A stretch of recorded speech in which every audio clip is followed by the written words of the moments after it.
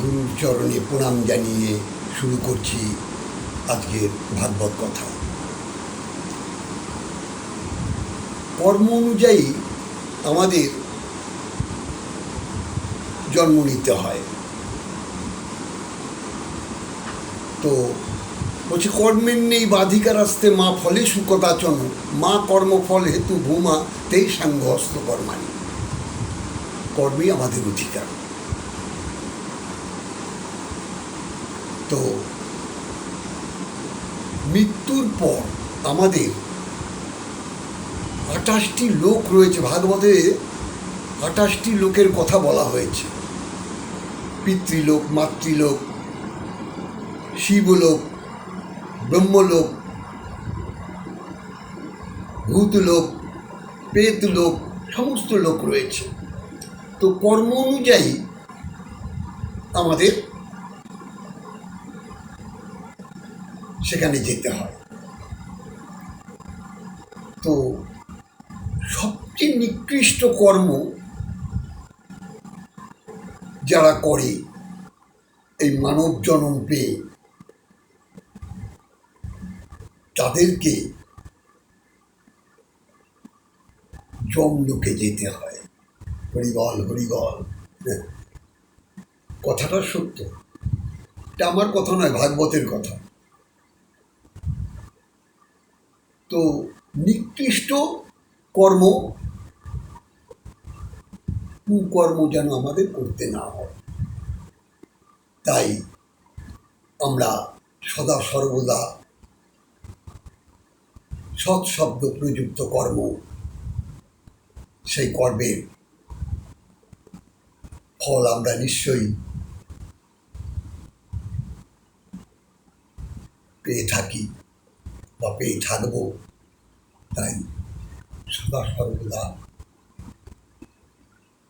আমরা যদি কৃষ্ণ চিন্তা করি, আমরা যদি শ্রীহরির গুণগান করি, আমরা যদি রাধা নাম জপ করি, তাহলে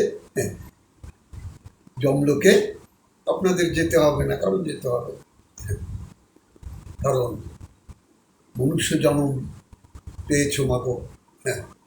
এত সুন্দর জন্ম পেয়ে আমরা এই হরিনামের রসে যদি ডুবে থাকতে পারি, কৃষ্ণ নাম প্রেমে যদি জগৎকে ভাসিয়ে দিতে পারি, তাহলে নিশ্চয়ই, কারণ সবচেয়ে শ্রেষ্ঠ গোলক। যাই হোক, বহু ভাগ্যের ফলে এই গোলক প্রাপ্তি যাদের হয়, তাদের আর ফিরে আসতে হয় না। তাই এমন কর্মের সাথে আমরা লিপ্ত হব না যে কর্মের ফলে আমাদের যমলোকে যেতে হয়। জয় রাধে। কথাটা সকলেই মাথায় রাখবেন, কারণ দুর্লভ মনুষ্য জন্ম। দিন গেল মিছে কাজে, রাত্রি গেল নিদ্রে, না বুঝিনু রাধা কৃষ্ণের চরণার বিন্দে। কৃষ্ণ বুঝিবার তরে সংসারে তাইনু, মিছে মায়াবদ্ধ হয়ে বৃক্ষ সমহীন। ফলরূপে পুত্র কন্যা ডাল ভাঙি পড়ে, কালরূপে সংসারিতে পক্ষবাসা করে। এটা যেন না হয়, কারণ সদা সর্বদা আমরা যেন ওই নাম রসে একেবারে ভক্তের সঙ্গে রসের অঙ্গে যেন এই মানব জগৎটাকে পরিপূর্ণরূপে আস্বাদন করতে পারি। জয় রাধে, জয় নিতাই। আপনারা ভালো থাকুন। ঈশ্বর আপনাদের মঙ্গল করুন, এটাই আমি আমার তার কাছে প্রার্থনা। জয় রাধে, জয় নিতাই।